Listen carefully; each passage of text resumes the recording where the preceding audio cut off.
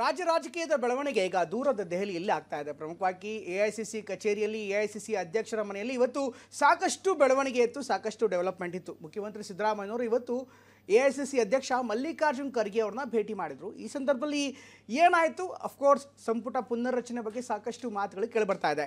ಭೇಟಿಯಾದ ಬಳಿಕ ಮಾಧ್ಯಮದವ್ರ ಜೊತೆಗೆ ಮಾತನಾಡಿದಂಥ ಸಿಎಂ ಸಿದ್ದರಾಮಯ್ಯ ನಾವೆಲ್ಲ ವಿಚಾರಗಳನ್ನು ಚರ್ಚೆ ಮಾಡಿದ್ದೀವಿ, ಅಂತಿಮವಾಗಿ ಹೈಕಮಾಂಡೇ ಫೈನಲ್, ಹೈಕಮಾಂಡ್ ಏನು ಹೇಳುತ್ತೋ ಅದನ್ನು ಮಾಡ್ತೀನಿ ಅನ್ನುವಂಥ ಬಾಂಬನ್ನು ಹಾಕಿದ್ದಾರೆ. ಹಾಗಾದರೆ ಏನದು ಮಾತು, ಏನಾಯಿತು ಮೀಟಿಂಗಲ್ಲಿ, ಅದರ ವಿವರವನ್ನು ಈ ಸ್ಟೋರಿಲಿ ಹೇಳ್ತೀನಿ ನೋಡಿ.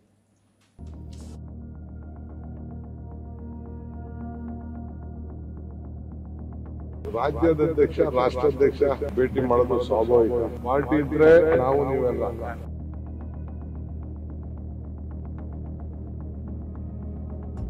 ಕಾಂಗ್ರೆಸ್ ಪಕ್ಷದಲ್ಲಿ ಸೇವೆ ಸಲ್ಲಿಸಿದ್ದೀವಿ, ಅದಕ್ಕೆ ನಮ್ಮನ್ನು ಗುರುತಿಸಿ ಅಂತ ಕೇಳ್ಕೊಳ್ತೀವಿ ಅಷ್ಟೇ. ನಾನು ಸಚಿವ ಪ್ರಬಲ ಆಕಾಂಕ್ಷಿ, ನಮಗೊಂದು ಅವಕಾಶ ಸಿಗುತ್ತೆ ವಿಶ್ವಾಸ. ದೇವರಿಲ್ಲೇ ಇದ್ದಾರೆ, ನಮ್ಮ ಸಿದ್ದರಾಮಯ್ಯವರೇ ದೇವರು. ರಾಜಕಾರಣದ ಚರ್ಚೆ ರಾಷ್ಟ್ರ ರಾಜಧಾನಿ ದೆಹಲಿಯಲ್ಲಿ ಗರಿಗೆದರಿದೆ.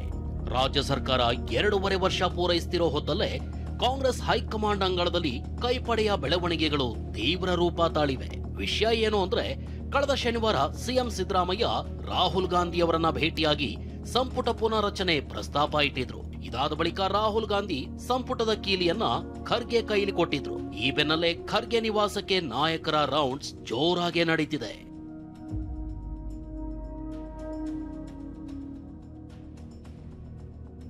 ಡಿಸಿಎಂ ಡಿಕೆ ಶಿವಕುಮಾರ್ 2 ದಿನಗಳ ಕಾಲ ದೆಹಲಿಯಲ್ಲೇ ಬೀಡು ಬಿಟ್ಟಿದ್ರು. ನಿನ್ನೆ ಎಐಸಿಸಿ ಅಧ್ಯಕ್ಷ ಮಲ್ಲಿಕಾರ್ಜುನ ಖರ್ಗೆ ಅವರನ್ನ ಡಿಕೆ ಬ್ರದರ್ಸ್ ಭೇಟಿಯಾಗಿದ್ದು ಕಾಂಗ್ರೆಸ್ ಪಾಳೆಯದಲ್ಲಿನ ಕುತೂಹಲದ ಸಂಗತಿ. ಆದ್ರೆ ಭೇಟಿಯ ಗುಟ್ಟು ಬಿಟ್ಟುಕೊಡದ ಡಿಕೆ ಸ್ವಾಭಾವಿಕ ಮಾತುಕತೆ ಅಂತಷ್ಟೇ ಹೇಳಿದ್ರು. ನಾನು ರಾಜ್ಯಾಧ್ಯಕ್ಷ ರಾಷ್ಟ್ರಾಧ್ಯಕ್ಷ ಭೇಟಿ ಮಾಡೋದು ಸ್ವಾಭಾವಿಕ, ಏನ್ ಸ್ಪೆಷಲ್ ಏನಿಲ್ಲ. ಕೆಲವು ಇಶ್ಯೂಸ್ ಪಕ್ಷದ ವಿಚಾರ, ಕೆಲವು ಆಫೀಸ್ ಇನಾಗ್ರೇಷನ್, ಕೆಲವು ಯಾವ್ದೋ ಟ್ರಸ್ಟ್ ಒಂದು ಎಲ್ಲ ಇಶ್ಯೂಸ್ ಇತ್ತು. ಇಡೀ ರಾಜ್ಯಾದ್ಯಂತ ರಾಜಕೀಯ ಚಟುವಟಿಕೆಗಳ ಗರಿಗೆದರಿದೆ, ಎಲ್ಲ ಪುನರ್ರಚನೆ ಎಲ್ಲ ಚರ್ಚೆ ಆಗ್ತಾ ಗರಿನೂ ಇಲ್ಲ. ಈ ಸಂದರ್ಭದಲ್ಲಿ ಭೇಟಿಯಾಗಿ ಪಕ್ಷ ಅದು ಅಂದ್ರೆ ಪಾರ್ಟಿ ಇದ್ರೆ ನಾವು ನೀವೆಲ್ಲ, ಪಾರ್ಟಿ ಇದ್ರೆ ನಾವು ನೀವೆಲ್ಲ, ಇದು ಯಾವ ವಿಚಾರವೂ ಚರ್ಚೆ ಆಗಿದೆ. ಇದಾದ ಕೆಲವೇ ಗಂಟೆಗಳಲ್ಲಿ ಸಿಎಂ ಸಿದ್ದರಾಮಯ್ಯ ಕೂಡ ದೆಹಲಿಗೆ ಬಂದಿಳಿದ್ರು. ಇಲ್ಲಿವತ್ತು ಖರ್ಗೆ ಅವರನ್ನ ಭೇಟಿಯಾದ್ರು. ಎಐಸಿಸಿ ಅಧ್ಯಕ್ಷರ ಮುಂದೆ ಸಚಿವ ಸಂಪುಟ ಪುನಾರಚನೆ ಮಾಡಬೇಕೆಂಬ ತಮ್ಮ ಬೇಡಿಕೆ ಇಟ್ಟಿದ್ದಾರೆ. ಹೀಗೆ ರಾಜ್ಯ ಕಾಂಗ್ರೆಸ್ ಪಾಳೆಯದ ಕುತೂಹಲದ ಬೆಟ್ಟ ಬೆಳೀತಲೇ ಹೋಗ್ತಿದೆ. ಸಚಿವ ಸಂಪುಟ ಅನ್ನೋ ಪದ ಕಿವಿಗ್ ಬಿದ್ದಿದ್ದೇ ತಡ ಶಾಸಕರು ನಾಯಕರು ಅಲರ್ಟ್ ಆಗ್ಬಿಟ್ಟಿದ್ದಾರೆ. ಇದಕ್ಕೆ ತಾಜಾ ಉದಾಹರಣೆ ಸಿಎಂ ಸುತ್ತ ದೆಹಲಿಯಲ್ಲಿದ್ದ ಶಾಸಕರು ನಾಯಕರ ದಂಡು.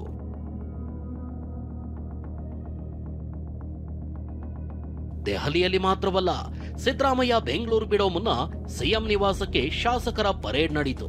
ಈ ಪೈಕಿ ಸಚಿವ ಸ್ಥಾನದಿಂದ ವಜಾಗೊಂಡಿರೋ ಕೆಎನ್ ರಾಜಣ್ಣ ಕೂಡ ಒಬ್ರು. ಇಂದು ಬೆಳಗ್ಗೆ ಸಿಎಂ ನಿವಾಸಕ್ಕೆ ದೌಡಾಯಿಸಿದ ರಾಜಣ್ಣ 20 ನಿಮಿಷಗಳ ಕಾಲ ಮಾತುಕತೆ ನಡೆಸಿದ್ರು. ವಿಷಯ ಏನು ಅಂದ್ರೆ, ರಾಹುಲ್ ಗಾಂಧಿ ಈ ಹಿಂದೆ ವೋಟ್ ಚೋರಿ ಅಭಿಯಾನ ನಡೆಸಿದ್ರು. ಆಗ ಕೆಎನ್ ರಾಜಣ್ಣ ವ್ಯಂಗ್ಯವಾಗಿ ಪ್ರತಿಕ್ರಿಯಿಸಿದ್ರು. ಇದರಿಂದ ರಾಜಣ್ಣ ಮಂತ್ರಿ ಪಟ್ಟವನ್ನೇ ಕಳೆದುಕೊಳ್ಳೋ ಸ್ಥಿತಿ ಬಂತು. ಈ ಬಗ್ಗೆ ರಾಹುಲ್ ಗಾಂಧಿ ಅವರಿಗೆ ಮನವರಿಕೆ ಮಾಡುವಂತೆ ರಾಜಣ್ಣ ಕೇಳ್ಕೊಂಡಿದ್ದಾರೆ. ಒಂದು ಹೆಜ್ಜೆ ಮುಂದೆ ಹೋಗಿ ನನಗೆ ಮಂತ್ರಿ ಸ್ಥಾನಕ್ಕಿಂತ ತಪ್ಪು ಅಭಿಪ್ರಾಯ ಹೋಗಲಾಡಿಸಿ ಅಂದಿದ್ದಾರೆ. ಇದಕ್ಕೆ ಭರವಸೆ ಕೊಟ್ಟ ಸಿಎಂ ಎಲ್ಲಾ ಸರಿಯಾಗಿದೆ, ಯಾವುದೇ ತೊಂದರೆ ಇಲ್ಲ ಅಂತಲೇ ದೆಹಲಿಗೆ ಬರುವಂತೆ ಕರೆದ್ರು. ಆದ್ರೆ ರಾಜಣ್ಣ ನೀವು ಹೋಗ್ ಬನ್ನಿ ಸಾರ್ ಅಂದ್ರು.